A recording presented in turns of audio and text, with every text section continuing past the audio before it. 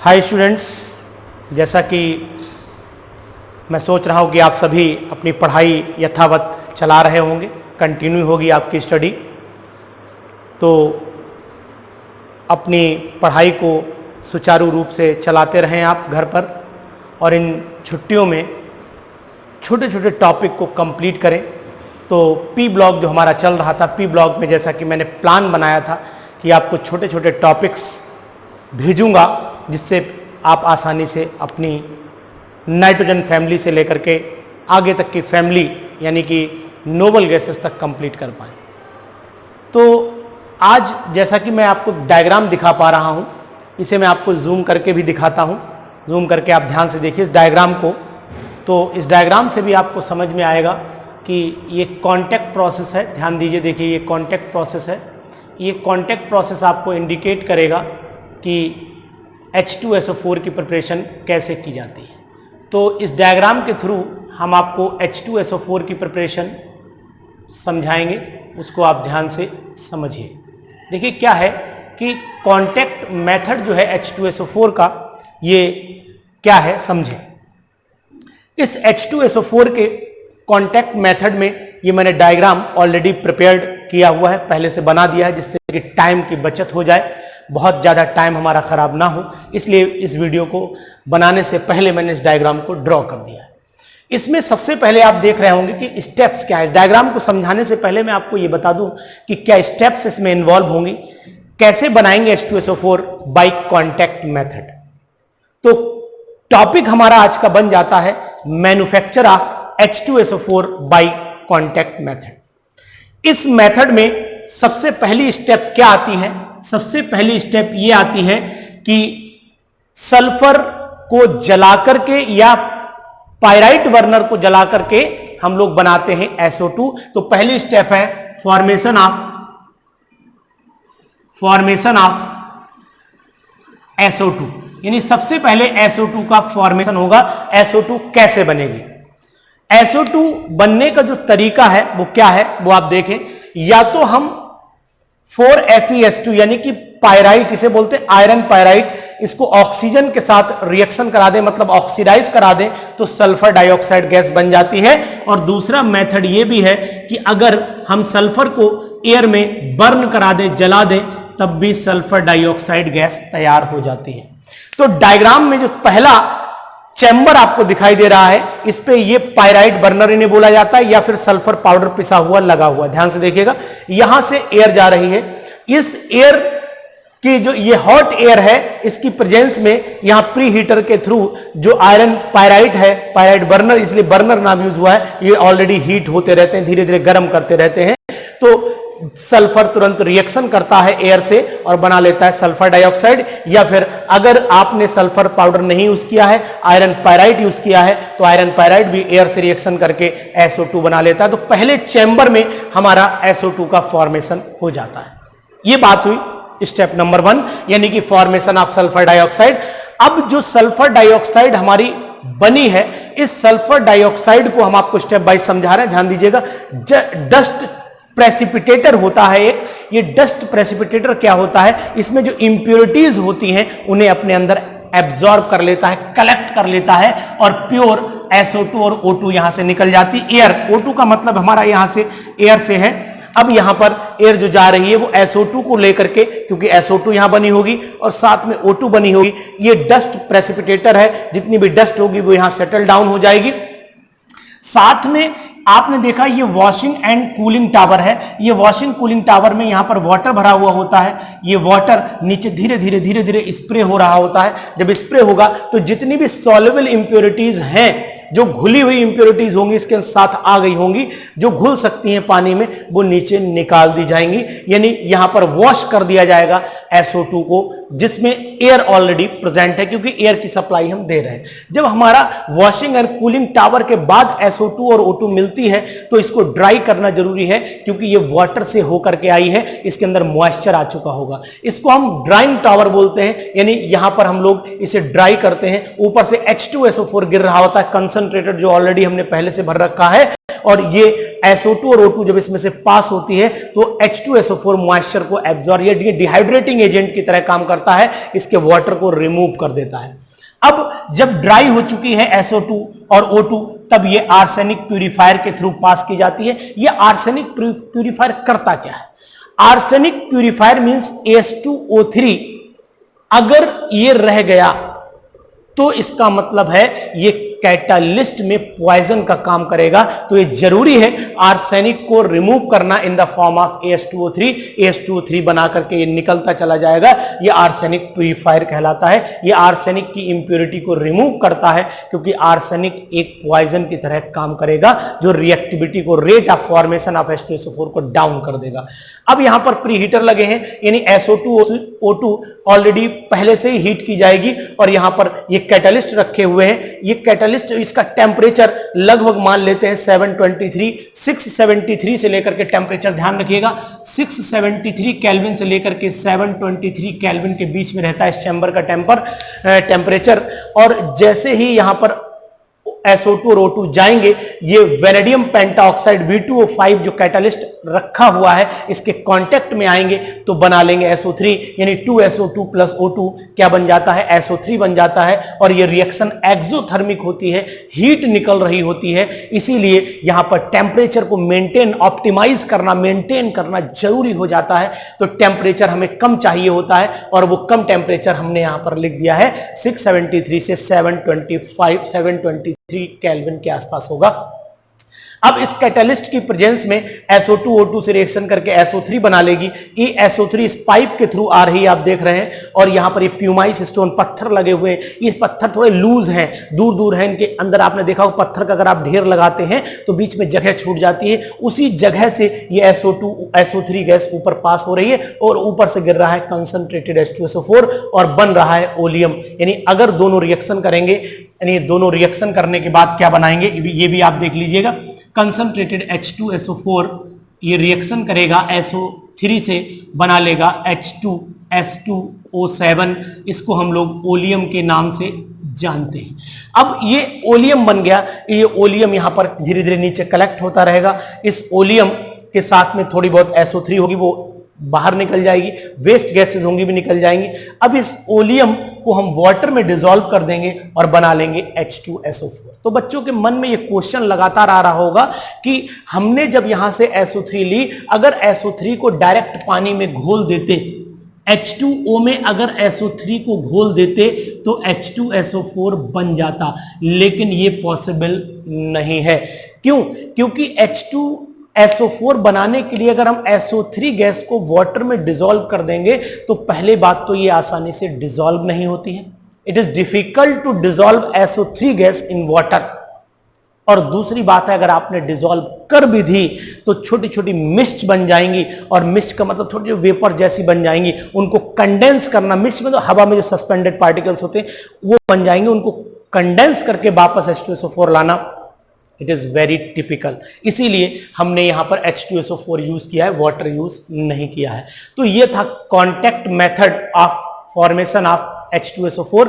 H2SO4 को हम लोग किंग ऑफ केमिकल्स भी बोलते हैं, ध्यान रखिएगा। ये केमिकल्स का राजा माना जाता है, क्योंकि सबसे ज्यादा यूज, सबसे ज्यादा लेबोरेटरी में इसका यूज, सबसे ज्यादा इसके मैन्युफैक्चर, यानी कहने का मतलब इंडस्ट्रियल यूज भी होते हैं, इसीलिए इसको किंग ऑफ केमिकल्स बोला जाता है। और बहुत ज्यादा रिएक्शन में इसका इन्वॉल्वमेंट होता है, मतलब ज्यादा से ज्यादा यूज माना जाता है इसका।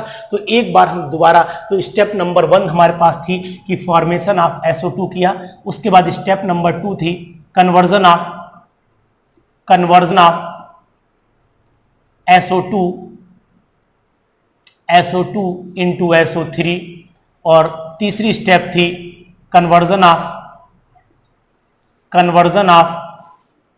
SO3 into H2SO4। ये 3 स्टेप इन्वॉल्व हुई।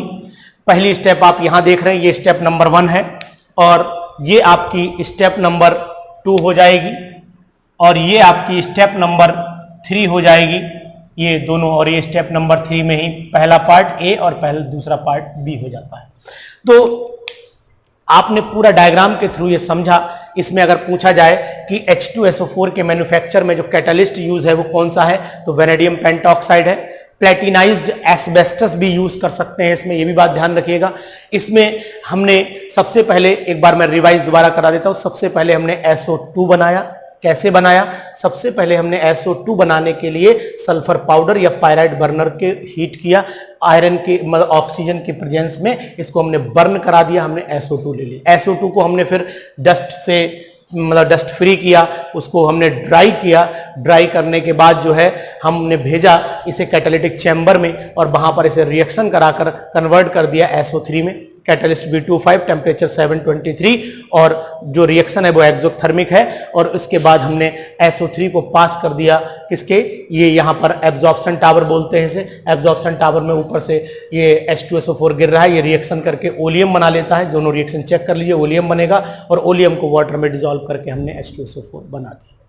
तो बच्चों यहाँ पर ये चीज भी जानना जरूरी है कि फेवरेबल कंडीशंस क्या है H2SO4 की प्रिपरेशन की। तो सबसे पहले तो कंडीशन है कि रिएक्शन एक्सोथर्मिक है, इसीलिए टेम्परेचर कम चाहिए होगा, ऑप्टिमाइज करना होगा। टेम्परेचर ये है, इंडिकेट कर दिया है मैंने। दूसरी बात, कंसंट्रेशन ऑफ रिएक्टेंट बढ़ानी पड़ेगी, ली चैटेलियर प्रिंसिपल यही कहता है।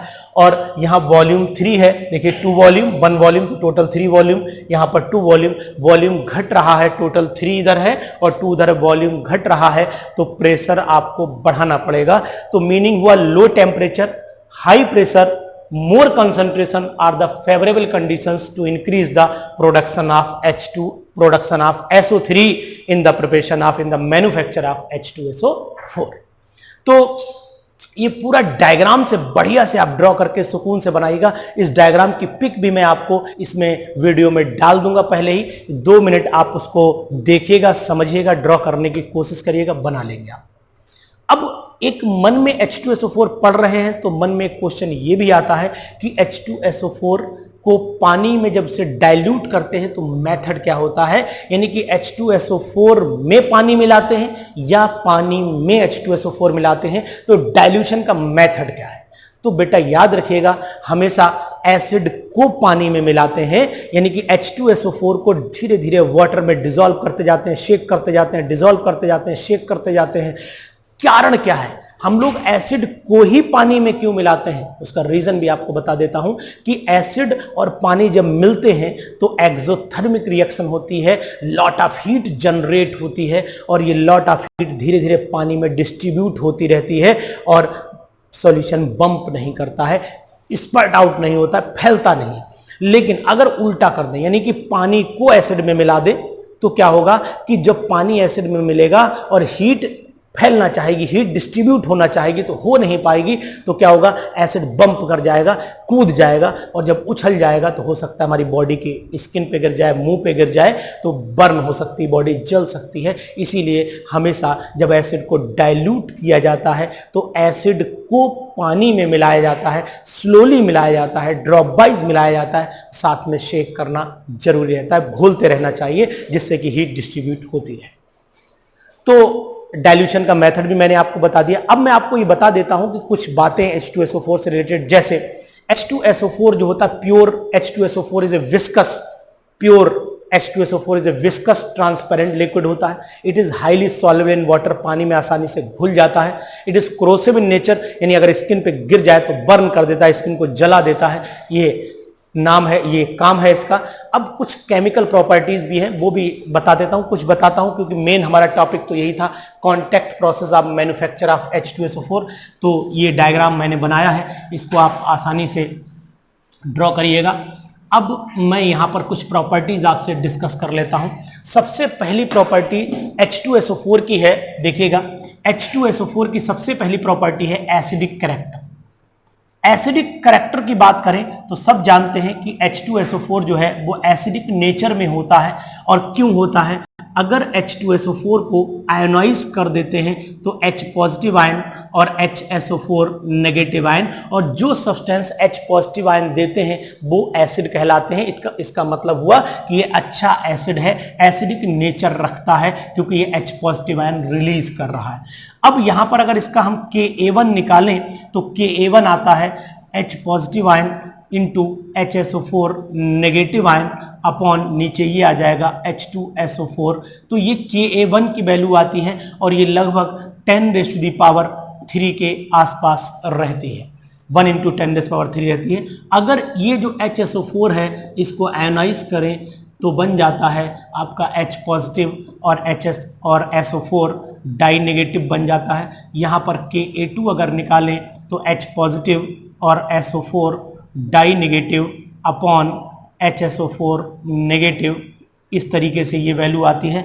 अगर इसको हम Ka2 बोलते हैं और Ka2 जो होता है वो लगभग आप बुक से जरूर चेक करिएगा 10⁻² के लमसम होता है, यानी कि इसकी जो वैल्यू होती है वो थोड़ी कम होती है। मैं यहाँ पर ये वैल्यू कोई इंडिकेशन नहीं, एक बार मैं आपको चेक भी करा देता हूँ वैल्यू कितनी है।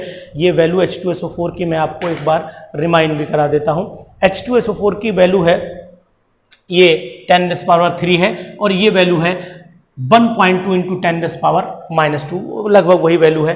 तो यहां पर Ka1 is much greater than Ka2। ये क्वेश्चन भी कभी कभी बोर्ड में आता है, तो आप ये दोनों डेरिवेशन करके दिखाएंगे Ka1 Ka2, उसके बाद लिखेंगे Ka1 is much greater than Ka2, that's why H2SO4 is more acidic then HSO4 negative. ये पूछा जाए कि Ka1 की वैल्यू Ka2 से ज्यादा क्यों है, तो Ka1 जो है वो H पॉजिटिव आयन और HSO4 नेगेटिव आयन के डायरेक्ट, यानी पर मोर H पॉजिटिव आयन मिल रहे हैं, इसलिए इसका directly proportional character in H positive ion के ऊपर ज्यादा डिपेंड कर रहा है, मींस वैल्यू ज्यादा आएगी। और इस पे केवल एक H पॉजिटिव आयन, इधर HSO4 में H नहीं है, इसका मतलब इसकी वैल्यू कम हो जाएगी। तो यहां से आपको एसिडिक कैरेक्टर एक्सप्लेन करने में मदद मिलेगी।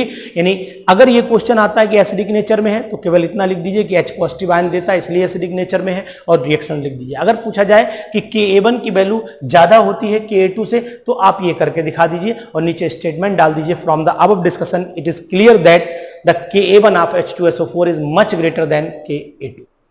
अब ये एसिडिक कैरेक्टर हो गया। इसी के बाद आ जाता है dehydrating character of H2SO4। H2SO4 एक अच्छा डिहाइड्रेटिंग एजेंट है, ये वाटर को एब्जॉर्ब कर लेता है। कैसे एब्जॉर्ब करता है ये भी मैं आपको दिखा देता हूं, यानी डिहाइड्रेटिंग नेचर भी मैं आपको दिखाता हूं इसका H2SO4 का डिहाइड्रेटिंग नेचर, यानी डिहाइड्रेट कर देना। जैसे कि मान लीजिए आप यहां पर ये COOH है, ये ऑक्जेलिक एसिड जानते हैं आप COOH है, इसके ऊपर अगर आपने कंसंट्रेटेड H2SO4 डाल दिया तो यहां से ये एक बूंद जिंदगी की टपक जाएगी, दिख रही है आपको। ये वाटर ड्रॉप भी मैंने बना दी है, वाटर यहां से यानी वाटर को एब्जॉर्ब करेगा, यहां से CO2 निकल जाएगा, यहां से CO निकल जाएगा, मीन CO2 CO और साथ में ये वाटर। देखिए वाटर को इसने निकाल दिया है, तो ये डिहाइड्रेटिंग प्रॉपर्टी भी कहलाती है। अगर हम फॉर्मिक एसिड भी ले लें तब भी अगर कंसंट्रेटेड H2SO4 डालें तो यहां से देखिए CO और वाटर निकलता है। तो ये दोनों रिएक्शन इस बात का प्रूफ है कि ये अच्छा डिहाइड्रेटिंग एजेंट है। अब आपको मैं एक एक्सपेरिमेंट बताता हूं, करके भी देख सकते हैं आप। एक छोटा सा बीकर लीजिएगा, उस बीकर में चीनी भर दीजिएगा। चीनी जानते हैं ना, खाते भी होंगे आप चीनी भर दीजिएगा और चीनी में डाल दीजिएगा कंसंट्रेटेड H2SO4। जैसे ही कंसंट्रेटेड H2SO4 चीनी में डालेंगे उसे रात में रख दीजिएगा और जब आप देखेंगे तो चीनी में से कार्बन को निकाल देता है, यानी कि कार्बन कार्बन बचेगा और वाटर को डिहाइड्रेट कर देगा H2SO4। तो ब्लैक कलर का फ्लावर पार्ट आपका तैयार, एकदम फ्लावर तैयार हो जाएगा, ब्लैक ब्लैक काला काला तैयार हो जाएगा। यानी अगर आपने यहाँ पर शुगर ली है, ये पेन थोड़ा सा गड़बड़ कर रहा है, पेन दूसरा ले लेते हैं। ये हमने यहाँ पर ये कंडीशन ली, ये बीकर है हमारे पास, इस बीकर में हमने ये चीनी भर दी है और इस चीनी में हमने डाल दिया कंसंट्रेटेड H2SO4, है ना। अगर मेरे पास होता तो मैं आपको करके भी दिखा देता।